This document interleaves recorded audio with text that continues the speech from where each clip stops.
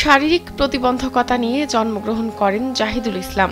তবে এই প্রতিবন্ধকতা জাহিদের জীবনের স্বাভাবিক গতিতে বাধা হতে পারেনি। সব বাধা জয় করে আজ প্রতিষ্ঠিত হয়েছেন তিনি। লাঠিতে ভর করে হাঁটতে হাঁটতেই জীবনকে সাজিয়েছেন নিজের মনের মতো। বর্তমানে কাজ করছেন প্রতিবন্ধী ব্যক্তিদের জীবন উন্নয়নে।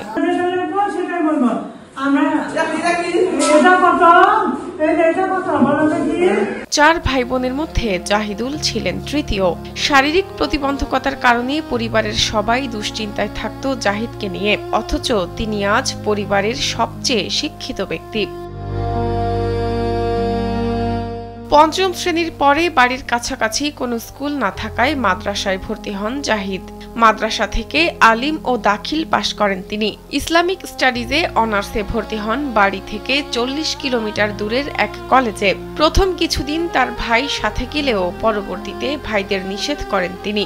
সাহস করে একাই বাসে চড়ে যাওয়া আসা শুরু করেন কলেজে পড়া অবস্থায় যুক্ত হন অ্যাক্সেস বাংলাদেশ ফাউন্ডেশনের সাথে। 2009 সাল থেকে তাদের সাথে পরিচিত, কিন্তু আমি সাধারণ সদস্য ছিলাম। কিন্তু তারা আমার কার্যক্রম দেখে তারা আমাকে ভলেন্টিয়ার হিসেবে নিয়োগ দেয়। প্রথমে 2 বছর নিয়োগ দেওয়ার পরে আমার কাজকর্ম তাদের ভালো লাগে বিধায় আবার যখন প্রজেক্ট আসে তখন আবার তারা আমাকে আবেদন করার জন্য উৎসাহ দেয় এবং আমি আবেদন করি। আলহামদুলিল্লাহ আমি পাশ করে আমি এখন ফিল্ড ভলেন্টিয়ার হিসেবে অ্যাক্সেস বাংলাদেশ ফাউন্ডেশনের এমজিএফ প্রজেক্টে নিয়োজিত আছি। জাহিদুল ইসলাম ঢাকার ধামরাই পৌরসভার কায়েতপাড়া এলাকার বাসিন্দা। তিনি বর্তমানে অন্যান্য প্রতিবন্ধী ব্যক্তিদের জীবন সহজ ও স্বাবলম্বী করতে কাজ করেন। তাদের জীবন সহজ করতে পেরে তৃপ্তি খুঁজে পান তিনি। একটু স্বাবলম্বী হওয়ার চেষ্টায় মানুষ একটু হতে পারবে, কিন্তু সে প্রশিক্ষণ বা অন্যান্য কিছু নিলেই সে কোনো ভিক্ষাবৃত্তি বা অন্যান্য বা চাকরির পেছনে না দৌড়ে দেখা যাচ্ছে প্রশিক্ষণ নিয়ে দেখা যাচ্ছে একটা ব্যবসা দাঁড় করিয়ে সে নিজের ব্যবসা নিজে আয় উন্নতি করতে পারবে। এরকম কার্যক্রমের সাথে আমরা যুক্ত করে দেই। জাহিদের মতো এক সংগ্রামী ব্যক্তিকে সহকর্মী হিসেবে পেয়ে গর্ব অনুভব করেন তার সহকর্মীরাও। উনি আসলে অনেক বেশি ভালো কাজ করতে পারেন, যা মানে আমরা যেটা আশা করি তার থেকে উনি অনেক ভালো আমাদের সাপোর্ট দিয়ে থাকেন।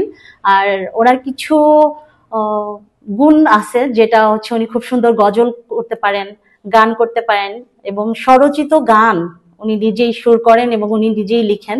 জাহিদদের মতো ব্যক্তিদের সমাজের মূল স্রোতে ধরে রাখার জন্য সমাজসেবা অফিস কাজ করে যাচ্ছে বলে জানান ধামরাই উপজেলা সমাজসেবা কর্মকর্তা এস.এম. হাসান। কোনো প্রতিবন্ধী ব্যক্তি সে যদি সক্ষম হয় তাহলে তাকে আমরা পুনর্বাসনের জন্য আমরা ক্ষুদ্র ঋণ প্রদান করি।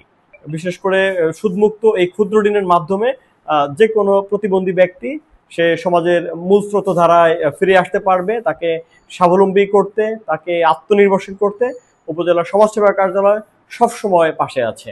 জাহিদে চাকরি করে স্বাবলম্বী হয়েছেন যেমন, তেমনি জড়িত আছেন শিল্প চর্চায়ও। নিজেই গান লিখে সুর করেন তিনি, সেই গান গেয়েও শোনান সবাইকে। ভালো কাজের উৎসাহ দিয়ে বিরত রেখে মন্দ কাজে। শাহনাজ পারভিন, কালবেলা।